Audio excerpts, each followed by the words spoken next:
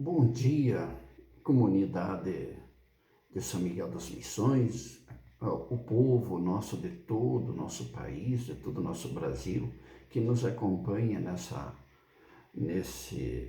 prosa aqui, Fumaciando o Charque com Liberdade Jornal, o jornalista João Antônio Sartori, falando sobre coisas de interesses da nossa comunidade e do nosso país, não é?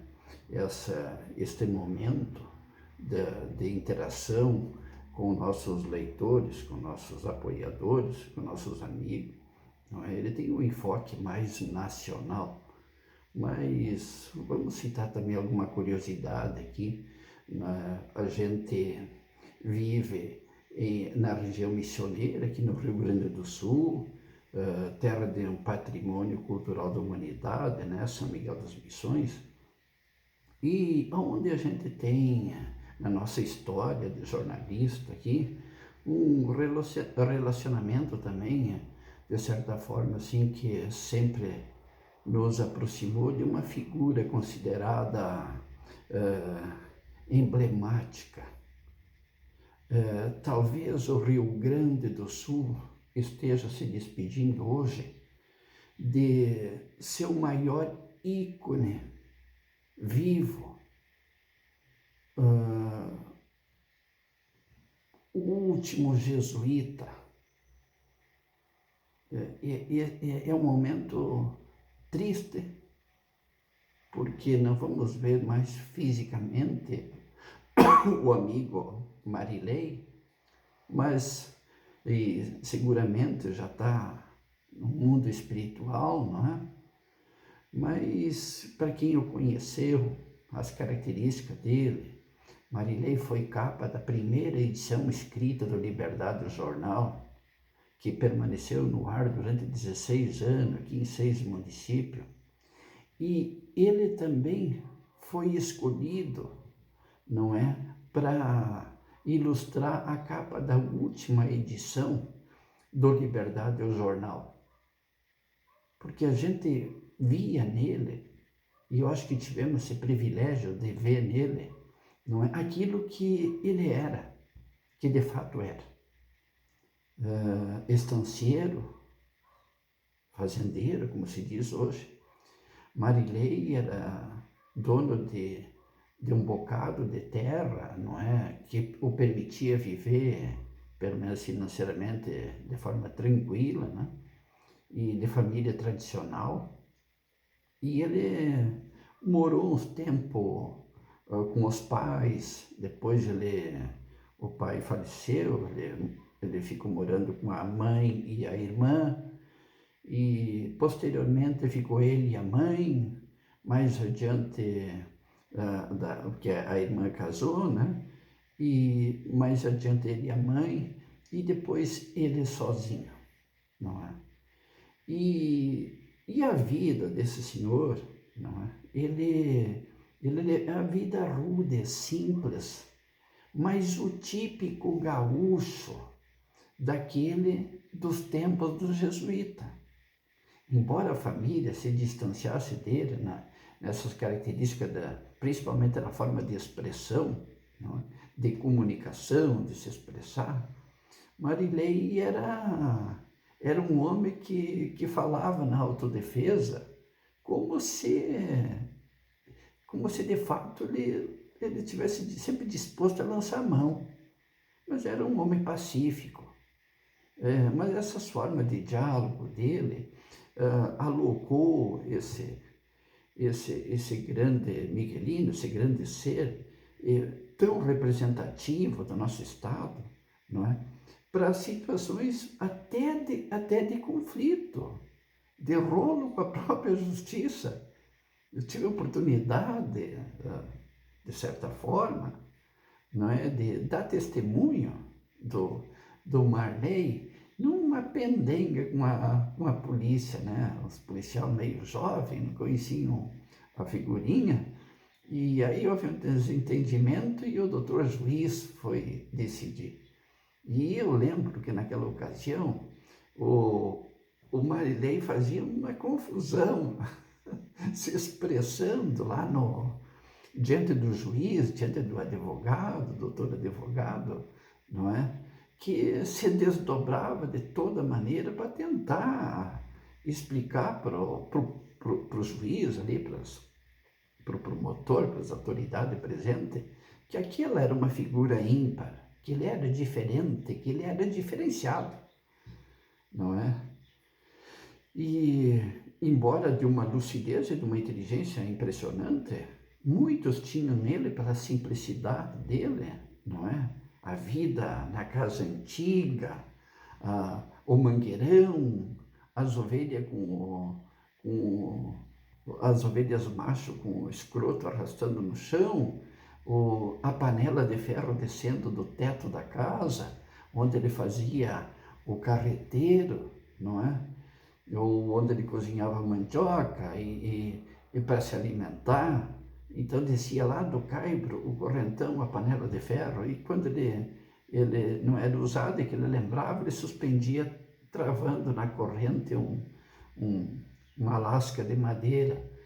E o galpão, que por um tempo ele fazia uso para as refeições, do lado tinha a casa centenária, não é? Ele também coberto de picomã pelas paredes, né, por causa da fumaça. Nós, gaúchos, quem é os mais antigos, conheceu esse tempo, não é? Às vezes, muito utilizado o fogo de chão para se aquentar no rigor do inverno. Então, tinha a casa e lá do lado uma casinha onde era feito fogo no chão, onde se tinha o tanque da roupa, essas coisas assim, não é? E ali se fazia fogo no chão para o piazeiro se esquentar, não é? E o inverno muito rigoroso, naquela época, os recursos, os tapa-pele não eram dos melhores, né? Então você costumava fazer um fogo ali e ficava tomando chimarrão, proseando, se esquentando, né? Apesar de os olhos ficar daquele jeito por causa da fumaceira, porque era um ambiente não raras vezes fechado, né? Ou mal ventilado. E o Marilei tem inúmeros causos que na comunidade se conta, não é? E nós tivemos algumas passagens, uns encontros com ele, e aos poucos e com relutância, porque o lugar onde ele mora é um lugar muito lindo, né? Lindo de campo aberto, e o senhor Marilei tinha uma expressão muito que era dele. Quando ele conversava, ele levantava o braço e ele fazia a curva assim, ó, e vinha aqui na cabeça e dava uma coçadinha. Mas era o gesto típico do gaúcho laçando o gado. E aí ele tinha aquela expressão, como diz o caos, não é? Então, o laço, parece que ele tirava o laço, vinha com o dedo dando uma coçadinha na cabeça. E as prosas eram muito variadas, história, ele era uma pessoa folclórica. O folclore, as histórias do Marilei, dentro da cidade aqui de São Miguel das Missões, no entorno, aí bastante conhecido, não é? Proprietários de carros que praticamente não estavam mais em circulação, não é? Alimentava as oficinas, consertando aqueles carros, debaixo de uma enorme árvore frente à sua casa, ou ali perto, no arvoredo. Ali teve época, tinha quase, vamos exagerar um pouquinho, um cemitério de carro, né? Que iam negociar com o Marley tentava consertar. Então, o Marilei, mas ele é chamado de Marley, né, pela maioria, e agora me falta o sobrenome dele, que outra oportunidade vamos dissertar aqui, não é? Mas ele tem histórias muito impressionantes. Ele, por exemplo, ele dizia assim, a carne, como diz o Caos, para ser boa, tem que vir e colocar no cercado, não é? Aí tu deixa a salga, deixa no cercado, né? O gaúcho usa fazer o charque, né? Mas ele não era um charque diferente, era um charque mais simples. dizendo que tinha que estar com um sabor de vamos dizer assim, de azedinha, não é? Que aí que dava um bom carreteiro e dava um bom assado, não é? E tem as próprias pessoas ampliavam as fantasias, não é? Tem a história que é claro que eu não tenho aqui, não quero assumir compromisso com a verdade, mas a história que você falava aqui de um outro amigo nosso, que ele disse que em certos momentos ele ia auxiliar lá o Marley, passar uma vassoura no terreiro, dar uma olhada na casa, atender algum pedido da família ali para assessorar o Marley, que morava sozinho e que gostava daquela vida sozinho. Aí o Marilei se queixava de uma dor na altura do rim, né? Se queixava aquela dor aí. Daí disse, não, vamos no doutor, vamos no doutor. E ele ficava enrolando, não gostava muito de ir no médico. E aí ele passando a vassoura, e daí foi passar a vassoura debaixo da cama do Marilei, né? E do catre. E dá de cara com uma coisa ali que estava parecendo estranha. Daí ergueu o colchão velho contou ele, eu não sei se era de crina de cavalo ou de palha, e aí tinha um cupim debaixo. O cupim cresceu e estava forçando o colchão. Então ele deitava e se mantinha numa posição e o cupim embaixo judiava, não é? E são muitas histórias, não é, que contam, mas vamos dizer assim, claro que muitas inverídicas, não é? Mas que devido às características, a forma dele se expressar, não é? Que são tantas, que vamos dizer assim, que batem com a pessoa dele. E claro que ontem eu falando com uma amiga minha, a doutora Simone Meotti, e ela dizendo assim, diz, João, que triste que eu tive um momento que eu cheguei a ver que jovens, pessoas ignorantes, às vezes não viam naquele senhor que já era idoso, não é? Já tinha uma certa idade, consequentemente uma boa experiência, não é? Era uma figura ímpar e ficavam às vezes fazendo brincadeiras, minimizando, coisas que existiam, não é? Triste. E então, mas era faleceu na tarde de ontem, não é? E então, uma situação assim, sabe? Ele acabou sem a intenção, possivelmente, sendo uma representação de um legado vergonhosamente não identificado em São Miguel à altura da importância dele. Teve vezes que cheguei a sugerir que ele e outras grandes figuras que temos no município, não é? Verdadeiros esteios de cultura e de referência, estão se indo e nossos políticos não enxergam isso, não admitem, não enxergam, não querem ver. Não está enquadrado naqueles padrões de beleza e de importância que eles estão habituados, isso é irredutível.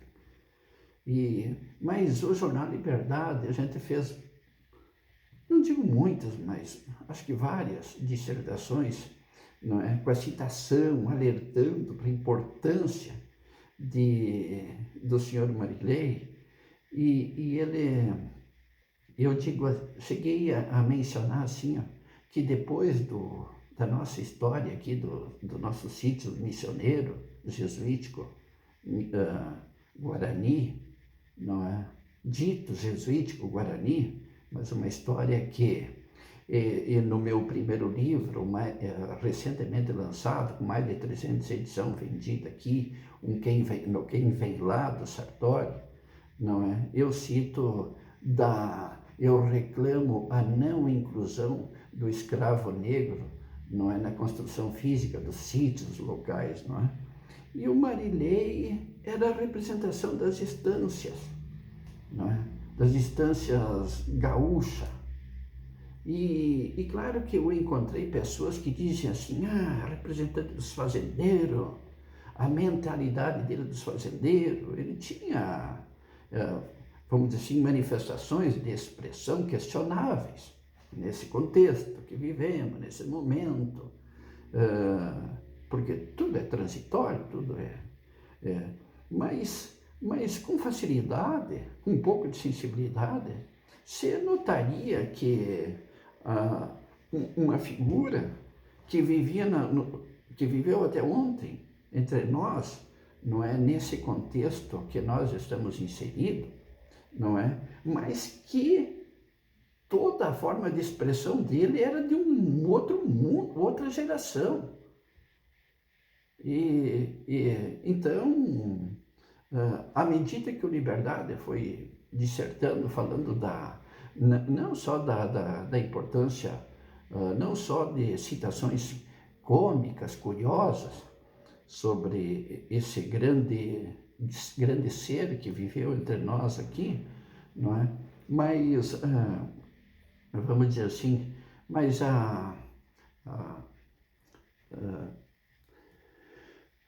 importância dele para a sociedade, para a história, o oportunismo, a oportunidade que nós tivemos de conviver com, vamos dizer assim, com um marco que já se diluiu todos os outros, praticamente todos os outros, mas que esse resistia bravamente aí, não é? No meio de nós. E lembro de uma situação que ele teria, lembro que não quero ter compromisso com a verdade total aqui, mas o que teria, de uma certa oportunidade, levado ele a ter que ir lá no juiz prestar conta, que ele encontrou os policiais, e os policiais abordaram o carro dele, né? O carro, meu Deus, uma caminhonete lá, bem antiga, e às vezes ele andava em outros tipos de veículo, Corcelas, coisas. Aí perguntaram para eles, mas o senhor tem porte dessa arma aí, né? E ele acho que nem sabia não, sabia o que é legalizado, não legalizado, mas hoje em dia tanta burocracia, daí ele disse que acho que não conseguiu comprovar. E aí ele fazia aquelas misturas, né, que ele tinha, e dando a entender que ele tinha aquilo para proteção dele, da casa, da propriedade, da fazenda. E aí os policiais falaram que tinham que apreender a arma, não podiam deixar alguém, né, da posse de arma se não tinha a documentação necessária. E ele meio se opôs, aquilo gerou um atrito, e que culminou na ida lá para o juiz. Acho que não teria sido a primeira vez. E lembro que na ocasião lá, até antes de nós participar, eu como testemunha, e o doutor Marciano disse assim, olha, me pediu para mim testemunhar, não é, a favor dele, que era uma pessoa de bem, isso, aquilo. E o advogado disse assim, eu perguntei, digo, mas o que aconteceu com o amigo Marley, o que aconteceu? Daí ele fez, me explicou a ligação dele. Daí eu disse, digo, doutor, isso é verdade? Digo, doutor, eu vou fazer a minha defesa, não baseado nas informações importantíssimas que o senhor me passa, o topo da coisa eu acho que eu peguei, mas eu acho que tem uma argumentação que pode ajudar ele, não é? Frente ao juiz. E aí, quando chegamos no juiz, o Marley logo atrás, e depois tava as pessoas fazendo seus depoimentos, ele falava na voz bastante alta lá dentro do fórum, né? Inclusive misturava as coisas, as histórias. E daí eu disse para o juiz mais ou menos isso, e o juiz e o promotor que questionava o seguinte, coloquei para ele, digo, senhor juiz, aqui o senhor está diante de uma figura lendária, em um ambiente praticamente desconhecido para Santo Ângelo. não visualizado pela própria comunidade em que ele vive. Isso é único. Aonde ele mora, os traços todos indicam e caracterizam o que esse homem é. E ele pode ser um monte de coisa, violento não. Não digo que não reaja mediante o que ele julgar ser necessário, não é? Ou tomado por uma atitude emocional, não é? Vamos dizer assim, que não vai ter uma reação de violência, considerada violência, defender a propriedade, se defender, porque foi saqueado várias vezes, de várias formas. Mas aqui tem um homem que se expressa, e o senhor está vendo, de uma forma diferente, não é? E o Marilei quieto, ouvindo. Eu não parava de falar antes, ele ficou quieto. Digo, essa é uma figura ímpar, não é? E alerto da necessidade para o senhor e para o advogado, para o promotor, que dificilmente vocês conseguiriam formar uma opinião sobre este indivíduo aqui, meu semelhante, sem vocês conhecerem um pouco da vida dele. E dali teve mais uma etapa depois, né, para não alongar a história, e daquele tempo passou mais, acho que algumas semanas, eu visitando a propriedade desse senhor, desse gaúcho, não é? Estancieiro, jesuíta. Faço questão de dizer jesuíta.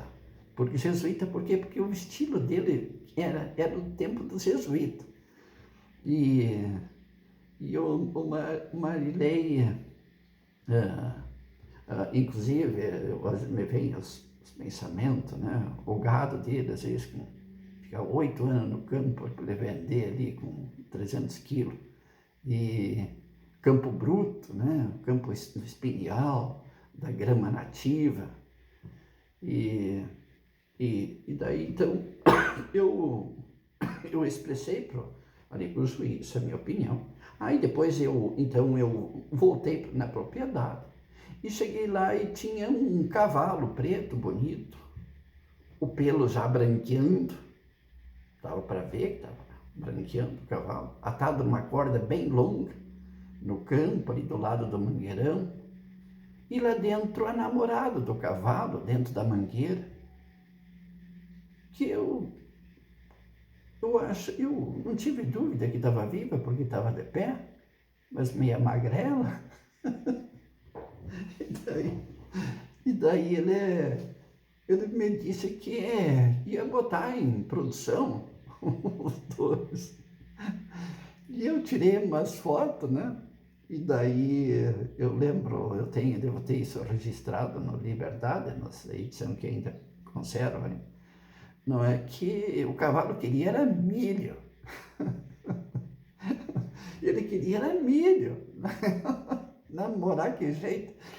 Daí aquilo depois foi ao encontro de uma advogada, amiga, que eu trabalhava junto, a doutora Simone Meotti, e ela bota o olho no Liberdade, o jornal, e diz assim, puxa, aqui tem uma coisa que ajuda a caracterizar no processo do senhor Marilei. Não é? E foi anexado, lá o doutor advogado anexou aos autos aquelas imagens, aquela minha colocação que sem intenção, não é? Eu coloquei falando sobre aquele senhor, sobre aquele ambiente que ele vivia. Resultando, a pena dele parece que foi amenizada, e ele acabou sendo condenado a cuidar a prestar um serviço para a prefeitura. Aí entra na história um outro amigo meu, o professor Vitório, que trabalhava na prefeitura e foi encarregado, parece que de ver seu condenado jesuíta, vamos dizer assim, prestaria o serviço, mandado para o juiz. Aí parece que ele ficou encarregado de arrumar os vasos de flor ali no cemitério, de passar vassoura junto a algum tijolo que tivesse caído. E, aliás, é o que mais tem tijolo caído lá. E ele levou, diz que ele pegou, começou a arrumar o sagrado, como se diz, né? E arrumar as flores, isso, aquilo, e ajeitar. E depois de passado um tempo ali, acho que foram amenizando na pele. E ultimamente, a última vez que eu visitei ele, já doente, né? Encontrei ele saindo do hospital e depois eu fui visitar ele lá e fiz um pequeno videozinho, mas depois a gente vai trazer com autorização do sobrinho, não é? Trazer para vocês verem lampejos dessa figura, não é? E que daqui a pouco eu vou lá dizer meu adeus, não é? Eu sei que ele já está com Deus, não é? Mas São Miguel das Missões teve essa figura que vai ficar imortalizada nas mídias do Liberdade e seguramente já está na mente do povo que me pede, registre, faça alguma coisa, não é? Por essa grande pessoa, grande porque ele era o estilo vivo do Estado que nós amamos. Bem, o Brasil vive por hora, hoje é 16, 17, não, 12 de fevereiro de 2024, politicamente vive um momento terrível, politicamente terrível, de caças indevida por um poder que alegadamente se grita, se cobra e se fala, que é de forma exagerada, exagero das suas competências, e que eu concordo em boa parte, e que não constrói para a pacificação necessária de uma sociedade pobre, como é o Brasil. E eu tenho observado e buscado me conter, isso há bastante tempo, no sentido de entender os dois rachas, entender pessoas dos dois lados, que estão separando, que estão dividindo a nação brasileira de forma mais forte. E eu vejo que do lado dos visualizados como mais pobres, carentes, os seguidores do atual governo, se coloca uma situação assim, a gratidão profunda dessas pessoas pelo benefício, pelo auxílio que um dia eles tiveram para eles, para suas famílias. Há uma gratidão, o resto eles não enxergam, eles não se interessam. Ele fez alguma coisa por mim, é o que ele disse. Ele fez alguma coisa por mim. Aparentemente não há vamos dizer assim, uma visibilidade do interesse coletivo maior da sociedade. Tudo isso não é visto porque este fez alguma coisa que me atingiu, que me beneficiou. E então, para quem é pobre, para quem sempre foi pobre, para quem lutou e levou uma vida pobre, ele ser tangenciado por alguém, principalmente da classe política, é algo que nunca vai se apagar. Por outro lado, temos uma elite com suas riquezas, conhecimentos, odiando aquela outra parcela porque não consegue enxergar o mal que estão fazendo, inclusive para si mesmo. E também tem um monte de verdade nisso. Só que eles, em vez de abraçar essa outra parcela e procurar entender e amenizar e contribuir para que essas distâncias financeiras não sejam tão gigantescas, não fazem nada, ou quase nada. Fazem desta maneira.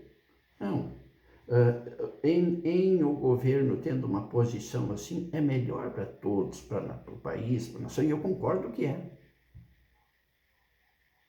Mas nós temos milhões, dezenas de milhões, no afogadilho, afogado, desesperado. E esses bundão não conseguem ver isso, que quem está esgualepado precisa ser acessado e ter oportunidade que venha de fora para ele começar a mudar de vida, inclusive a cabeça. E aí se gerou uma situação de fanatismo total.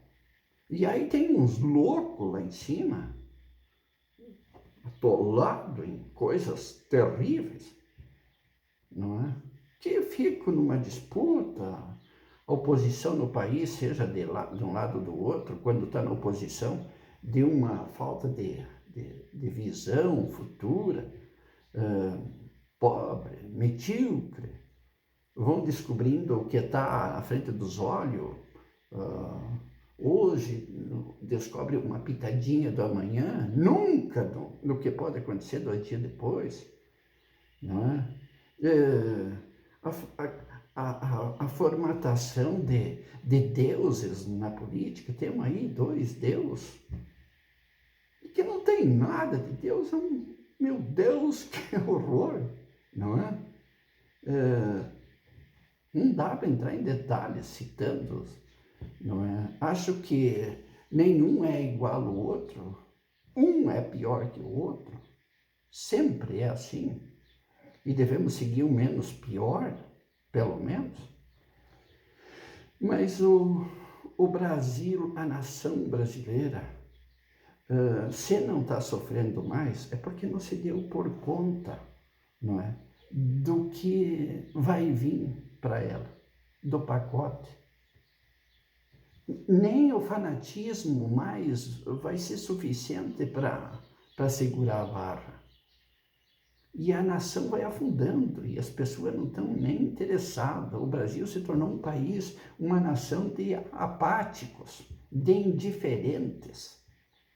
A nação brasileira resultou numa anomalia coletiva, onde o desinteresse pela coletividade, pela sociedade, foi praticamente extirpada dentro das pessoas. Então, os mais pobres visando alcançar um próximo benefício. E os abonados buscando se apoderar cada vez mais e pronto, e o resto que se exploda, não é? Cada um com seus slogans, se eu não trabalho, ninguém come, se eu não faço isso, eu não sei o quê, não é? E o país está desse jeito. Generais, no nosso querido Brasil, nós sempre vimos e fomos ensinados a idolatrar narrativas criadas,